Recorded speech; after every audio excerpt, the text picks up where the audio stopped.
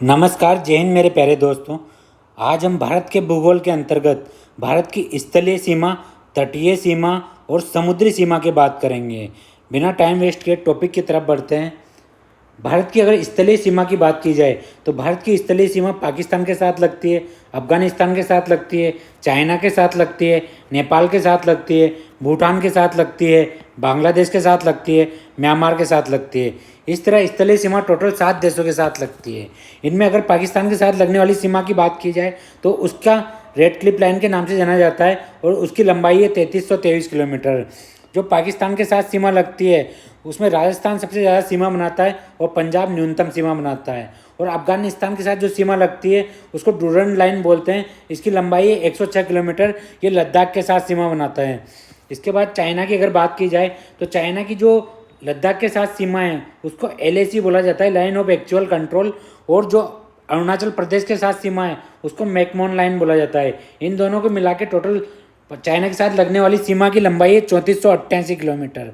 इसमें से अरुणाचल प्रदेश चाइना के साथ सर्वाधिक सीमा बनाता है और सिक्किम चाइना के साथ न्यूनतम सीमा बनाता है। इसके बाद अगर नेपाल की बात की जाए तो नेपाल के साथ लगने वाली सीमा की लंबाई है 1751 किलोमीटर। और नेपाल के साथ सर्वाधिक सीमा बनाने वाला राज्य है उत्तर प्रदेश और न्यूनतम सीमा बनाने वाला राज्य है सिक्किम। इसी तरह अगर भूटान की बात की जाए तो भूटान के साथ सीमा लगती है 699 किलोमीटर। भूटान के साथ सर्वाधिक सीमा बनाने वाला राज्य है आसाम और न्यूनतम सीमा बनाने वाला है सिक्किम। इसी के साथ अगर म्यांमार की बात की जाए तो म्यांमार के साथ लगने वाली सीमा की लंबाई है 1643 किलोमीटर। अरुणाचल प्रदेश म्यांमार के साथ सर्वाधिक सीमा बनाता है और मणिपुर म्यांमार के साथ न्यूनतम सीमा बनाता है। और बांग्लादेश के साथ बात की जाए तो बांग्लादेश के साथ लगने वाली सीमा की लंबाई है 4096.7 किलोमीटर, जिसमें पश्चिम बंगाल बांग्लादेश के साथ सर्वाधिक सीमा बनाता है और मिजोरम बांग्लादेश के साथ न्यूनतम सीमा बनाता है। इस तरीके से हम देख सकते हैं बांग्लादेश सबसे लंबी सीमा बनाता है, जबकि अफगानिस्तान भारत के साथ सबसे कम सीमा बनाता है। भारत की अगर तटीय सीमा की बात की जाए तो तटीय सीमा की कुल लंबाई है 11,098.81 किलोमीटर है। इसको दो पार्टों में बांट के हम देखते हैं, मुख्य भूमि की तटीय सीमा और द्वीपों की तटीय सीमा। मुख्य भूमि की जो तटीय सीमा है उसकी लंबाई है 6100 किलोमीटर और द्वीपों की जो तटीय सीमा है उसकी लंबाई है 4998.81 किलोमीटर। अगर भारत के तट की बात की जाए तो भारत का जो गुजरात के साथ लगने वाला तट है वो है काठियावाड़ तट, कागरापार तट या कच्छ तट, जो कि भारत का सबसे बड़ा तट है। इसके बाद महाराष्ट्र और गोवा से जो तटीय प्रदेश है उसको कोंकण तट के नाम से जाना जाता है। कर्नाटक का जो तटीय प्रदेश है उसको कन्नड़ तट के नाम से जाना जाता है और केरल का जो तटीय प्रदेश है उसको मालाबार तट के नाम से जाना जाता है। तमिलनाडु का जो तटीय प्रदेश है उसको कोरोमंडल तट के नाम से जाना जाता है, जो कि भारत का तीसरा सबसे बड़ा तट है।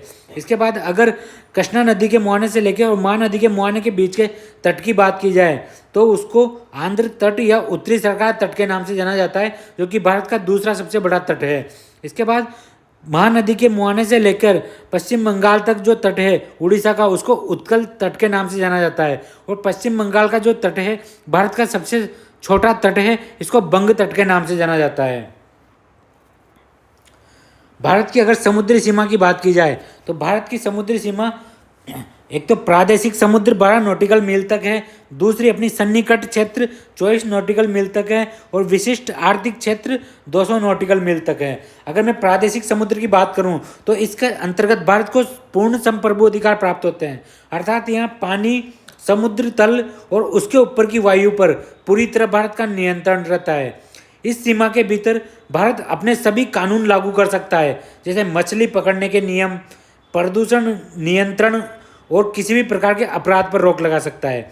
भारत अपनी सुरक्षा के लिए नौसेना और कोस्ट गार्ड के माध्यम से निगरानी कराता है और किसी भी संदिग्ध या अवैध गतिविधि पर कार्रवाई कर सकता है। ये कहाँ की बात कर रहे हैं हम बात कर रहे हैं टेरिटोरियल सी की, प्रादेशिक समुद्र की। और जो यहाँ से विदेशी जहाज इस क्षेत्र से गुजर सकते हैं, लेकिन केवल निर्दोष मार्ग, अर्थात वो किसी भी प्रकार की गलत गतिविधि जैसे जासूसी, हथियारों का उपयोग या प्रदूषण नहीं कर सकते हैं। इस क्षेत्र में उपलब्ध सभी समुद्री संसाधनों जैसे मछली, तेल और गैस पर भी भारत का पूरा अधिकार होता है और कोई अन्य देश बिना अनुमति के इनका उपयोग नहीं कर सकता।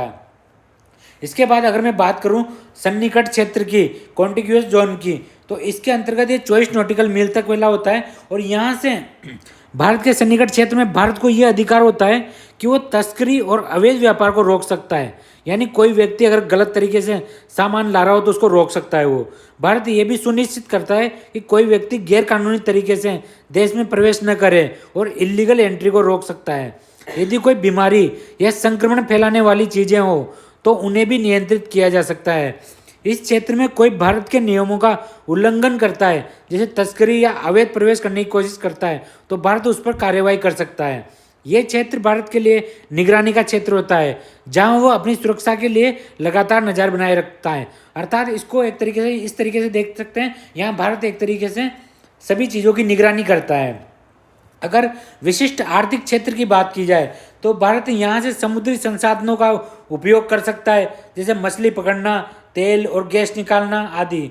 इस क्षेत्र में मौजूद सभी प्राकृतिक संसाधनों पर भारत का विशेष अधिकार होता है और कोई अन्य देश बिना अनुमति इनका उपयोग नहीं कर सकता। भारत यहाँ समुद्र से ऊर्जा भी पैदा कर सकता है, जैसे विंड एनर्जी, टाइडल एनर्जी। इस क्षेत्र में दूसरे देशों के जहाज आ जा सकते हैं और वे समुद्र का सामान्य उपयोग कर सकते हैं, लेकिन वे यहाँ के संसाधनों का उपयोग बिना भारत की अनुमति के नहीं कर सकते। थैंक यू दोस्तों।